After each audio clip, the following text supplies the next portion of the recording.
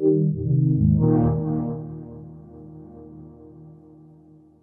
what's it been like for you to explore this back mythology of the Superman myth?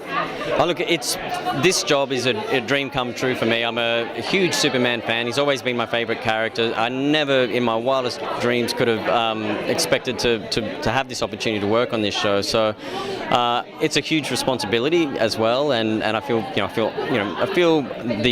very honoured to do it, but I also feel the weight of that responsibility, and I take it seriously. So I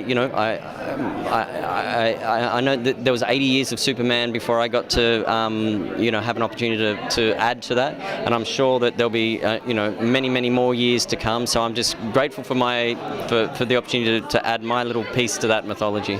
What's it like having freedom to go ahead and add that piece? It's great. I mean, I feel like our show, we're in the best of both worlds, where we have this kind of divergent timeline. So we have a bit of we have a lot of freedom there. We have a bit of a blank slate. We can go anywhere we like, but we also have all of that 80 years worth of mythology to cherry pick from and take the bits that we need, and that we want to use, but also put our own spin on it.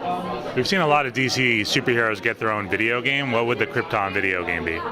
That's a good question. I would like to play it. If I would love to do a VR version of it, I guess, where you got to either maybe you could be embedded in the Sagittari and maybe you're a spy or something like. You know what? I'm saying that because I just did that. The virtual reality Star Wars experience. I think I'm just completely plagiarizing that, so probably not that. But what I loved about that experience, the Star Wars one, was just being immersed in the world, as being a part of that world. So I think that would be my approach, is to make it an immersive experience for the player. Well, and from a video game standpoint, you have the factions already lined out, right? Yeah, exactly. And so I don't think it would necessarily be a